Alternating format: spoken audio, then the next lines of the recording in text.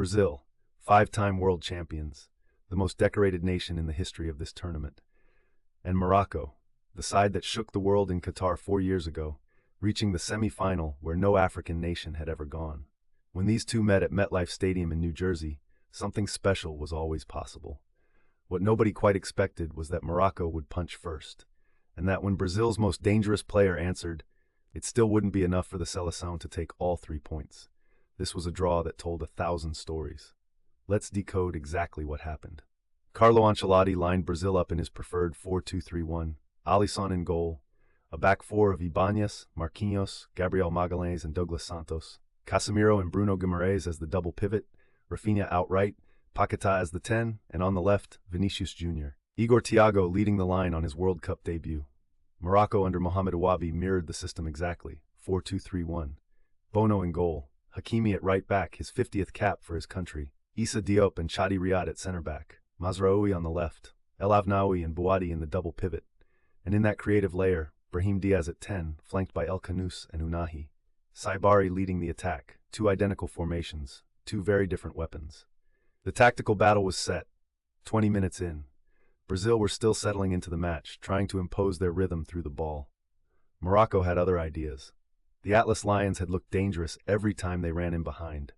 Their shape was disciplined, compact in midfield, patient in defense, but when the chance came to hurt Brazil, Brahim Díaz took it in an instant. He picked up the ball in the right channel, facing Brazil's defensive line, and saw exactly what was there, a gap between the center backs, a corridor of space, just enough to thread the ball through. Díaz played it early. No back heel, no hesitation. First time through the lines, right between Gabriel Magalhães and Marquinhos. Saibari had already started his run, diagonal, hard, perfectly timed.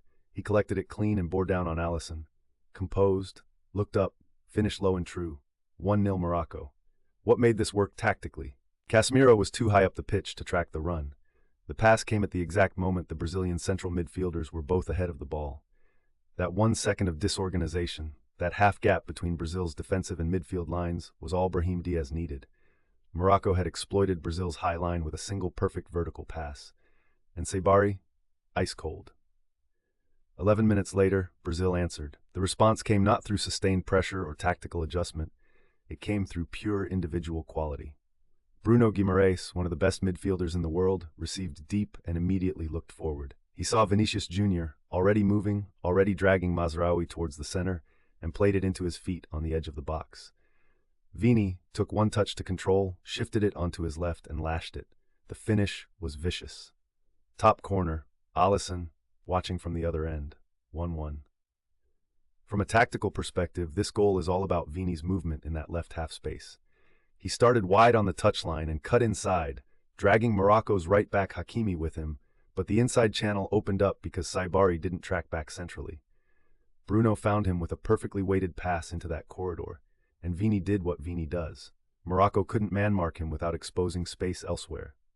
And when you give him that kind of room, even for a second, he makes you pay. 4 minutes into first half stoppage time. Brazil had the momentum and were pushing for a winner. Paquetá worked a shooting opportunity in the box, a low, powerful effort aimed at the bottom corner.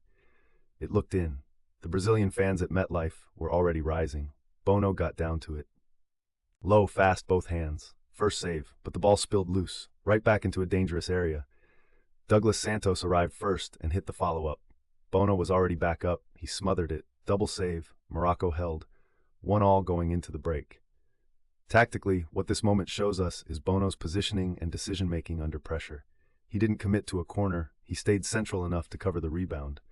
That second save wasn't luck. It was goalkeeping intelligence. Bono read the room, stayed on his feet as long as possible for the first shot, then reset immediately for the second. It is the reason Morocco took a point from this game rather than going into halftime a goal down. So what does Brazil 1, Morocco 1 tell us about this World Cup? 1. Brazil are not yet clicking. Ancelotti's side had the quality but not the control. A backline that could be split by a single through ball in the 20th minute is a concern. Against Spain, France, or Argentina in the knockouts, that gap will be found again. 2. Morocco are the real deal, again.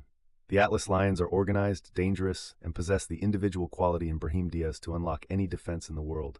Saibari announced himself on the biggest stage.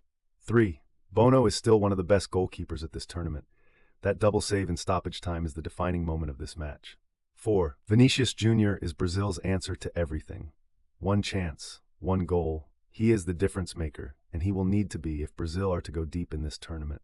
1-1 at MetLife. The group is alive. This is Decode the Moment. Subscribe. New episode every match day.